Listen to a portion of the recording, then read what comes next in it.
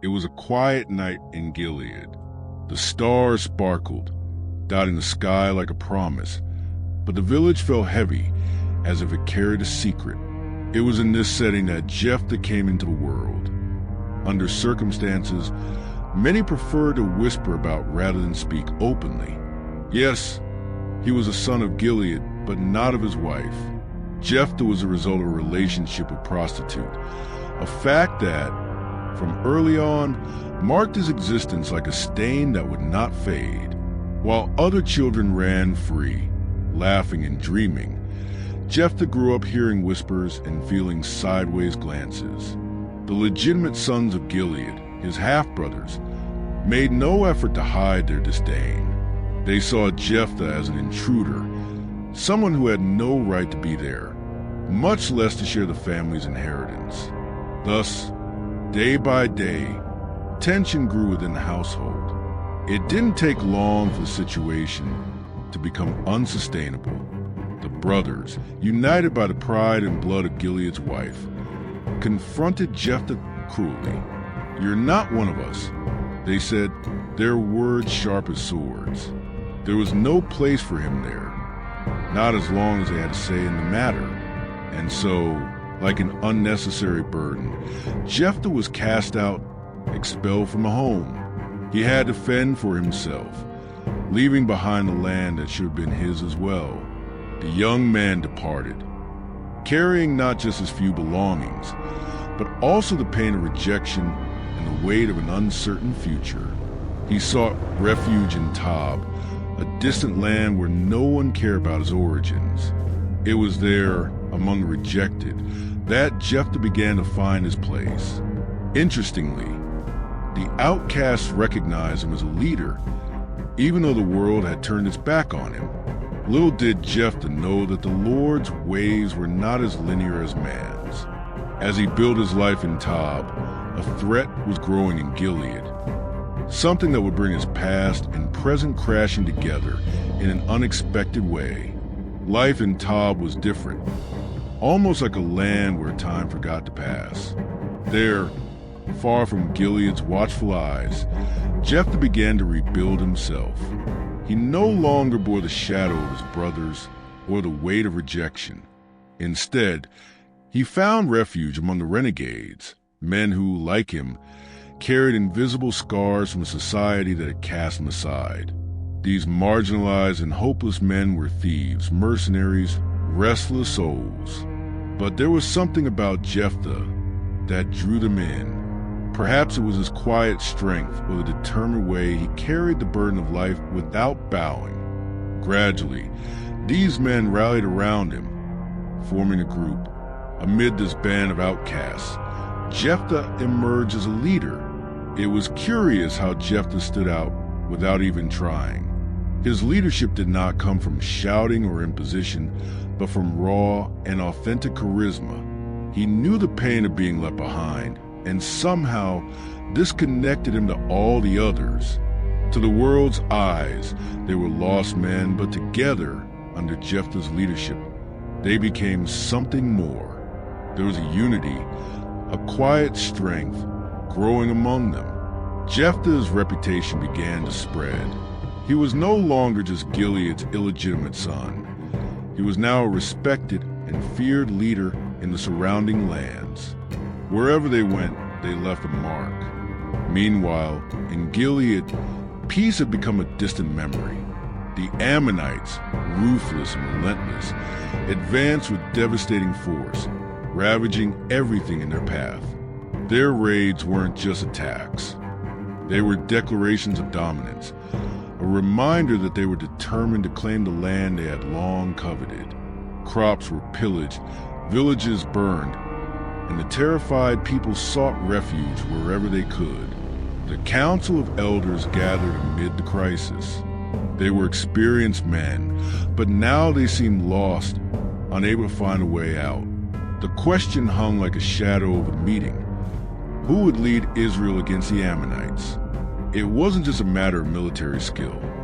It required leadership, someone the people would respect and follow without hesitation. As the debate stretched on, a name began to emerge, one that, for many, was unexpected, almost a shameful whisper. Jephthah. He was far away, yes, living among outcasts in Tob, but his fame as a strong and fearless leader had crossed borders. Stories of his victories and his ability to unite disorganized men reached Gilead like a distant echo. For the elders, the irony was almost palpable. The same Jephthah they had ignored and let go was now seen as the only hope. With no alternatives, they decided to seek him out. Men were sent to Tob, traveling dangerous roads, guided more by necessity than by willingness. When they finally found Jephthah, he was surrounded by his men, his eyes sharp and carrying the posture of a leader who knew the value of strength. When Gilead's emissary spoke, asking for his help, there was a heavy silence. Jephthah looked at them as if weighing every word spoken. Those who had rejected him were now begging for his leadership. Jephthah remained motionless, staring at the elders of Gilead with a piercing gaze that seemed to reach their very souls. There was an almost tangible tension in the air, as if even the wind had stopped to hear what he would say. He knew who these men were, recognized some faces marked by time, but he would never forget the role they had played in his expulsion. The silence that followed wasn't just heavy, it was laden with history. "Didn't you hate me?" Jephthah asked, his voice firm but with a tone of disbelief that made each word resonate like a blow. "Didn't you expel me from my father's house, calling me a bastard and saying I had no place among you?" The elders bowed their heads, unable to face the one they had discarded years before as something worthless. "Now you come to me when you're in danger," Jephthah continued, his tone heavy with irony. "Now you want me to be your savior." The words weighed on them, but the elders had no choice. They needed him. With humility, they admitted their mistakes, begging Jephthah to return with them and lead Gilead against the Ammonites. They promised more than apologies. They offered him the position of commander over all the people, a power they had never considered granting before. Jephthah didn't respond immediately. He knew this proposal wasn't a simple request for help. It was an opportunity that could change everything. But Jephthah was no longer the young man rejected and blinded by the need for acceptance. He wanted guarantees, and his conditions were clear. If he returned, he wouldn't be just a temporary leader to fight this war. He would be the ruler of Gilead, with the authority that had previously been denied him. The elders agreed, swearing in the name of the Lord that they would keep their word. But even so, Jephthah knew this mission wouldn't be simple. The Ammonites wouldn't be defeated with promises alone. Above all, he needed to prepare to face not only the enemy, but also the past that continued to haunt him. With the agreement made and his return guaranteed, Jephthah was brought back to Gilead. But his arrival was not that of a celebrated hero. The eyes that watched him on the streets were curious, suspicious, some even hostile. Many still remember the young man expelled, the bastard who bore the stain of his origin. However, there was something different about him now. The erect posture, the firm gaze, the demeanor of someone who knew rejection as well as leadership. He was no longer a despised boy, but a hardened man shaped by the trials of Tob. The elders brought him before the people and announced their decision. Jephthah would be the commander of Gilead, the man to lead the battle against the Ammonites. He accepted the responsibility, but he knew that leadership wasn't proven with words alone. Before taking up his sword, Jephthah decided to try another approach. He sent messengers to the king of the Ammonites, seeking a peaceful solution. It wasn't an act of weakness, but a strategy. Jephthah's message was clear. He argued wisely, using Israel's history as the basis. "This land," the message said, "was not taken from you, but from the Amorites, whom God delivered to his people. Why do you now seek to claim it so long after?" His words carried strength and logic. prelude to what would come if the king insisted. The king of the Ammonites, however, rejected the attempted peace. He didn't want history or arguments. He wanted land. He wanted power. The response was a silent but resounding message. War was inevitable. Jephthah received the news with serenity, but inside, his decision was already made.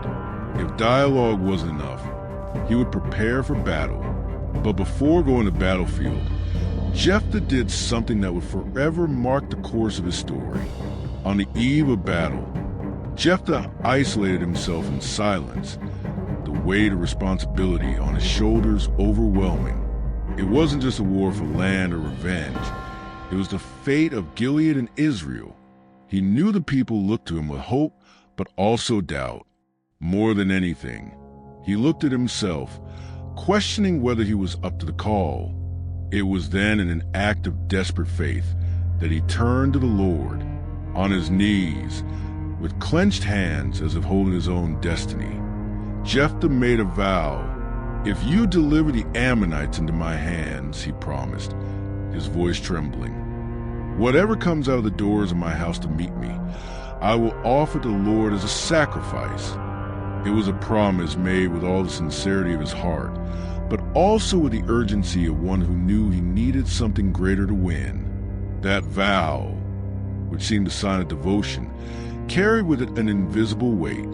Jephthah rose from that moment with renewed determination, as if it transferred his anxiety into God's hands. With the promise made, he gathered his men, those same ones who had learned to follow him in Tob, and marched toward the enemy. The battlefields awaited, charged with tension.